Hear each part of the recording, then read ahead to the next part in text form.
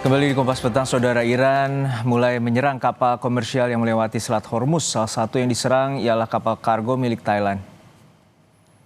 Kapal kargo Thailand di Selat Hormuz rusak dan terbakar akibat serangan Iran pada hari Rabu. 3 awak kapal dilaporkan hilang, sementara 20 orang lainnya berhasil diselamatkan oleh Angkatan Laut Oman. Serangan Iran terhadap kapal komersial di sekitar Selat Hormuz dan Bandara Internasional Dubai meningkat. Sebelumnya, militer Iran mengancam tidak akan mengizinkan kapal apapun yang membawa minyak untuk kepentingan Amerika Serikat atau sekutunya melewati Selat Hormuz dan memperingatkan kapal itu bisa menjadi target serangan.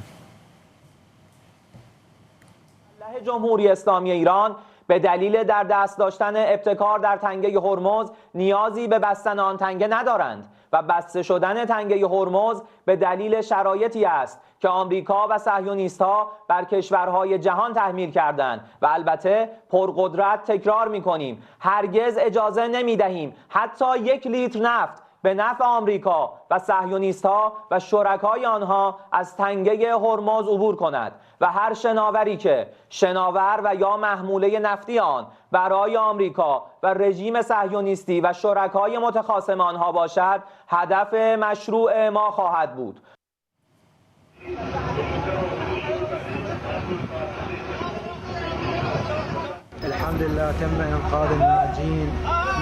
Iran juga menyerang 2 kapal tanker asing yang membawa minyak di depan pelabuhan Qusayr, Irak. 2 kapal ini baru saja memuat bahan bakar dari pelabuhan Iran sebelum diserang. Akibat serangan, Irak menghentikan operasional di terminal minyak di negara itu. Pejabat Irak menilai insiden ini sebagai pelanggaran terhadap kedaulatan negara karena serangan terjadi di perairan teritorial Irak.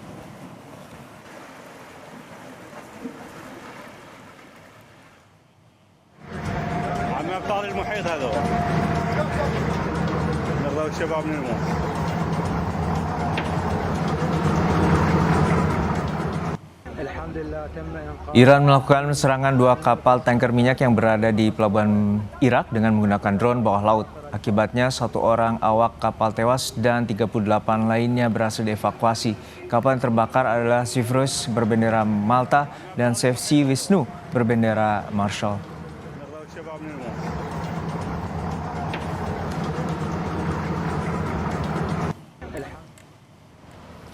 Di tengah perang Iran dengan AS Israel, Wakil Menteri Energi dan Sumber Daya Mineral Yulio Tanjung kembali memastikan soal ketersediaan bahan bakar minyak nasional cukup untuk 30 hari.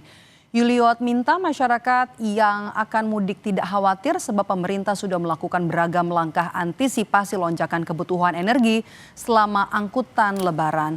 Yulio menjelaskan produksi minyak bumi dalam negeri mencapai 610.000 barel per hari. Untuk menutup kekurangan pasokan 1,6 juta barel, pemerintah akan mengimpor minyak mentah maupun BBM jadi agar produksi berjalan maksimal. Kilang-kilang di berbagai daerah juga nantinya dipersiapkan untuk pengolahan BBM seperti di Balikpapan, Balongan, Cilacap, Dumai, dan Pelaju. Untuk ketersediaan BBM secara nasional dan juga LPG melebihi dari cukup. Ini ketersediaan BBM lebih dari 30 hari. Kita melihat dari ekosistem. Jadi di dalam negeri kita akan ada tingkat produksi minyak bumi sekitar 610.000 barel. Kemudian untuk kekurangan kita ada impor. Untuk impor ini ada yang crude yang kita impor dan juga ada BBM jadi.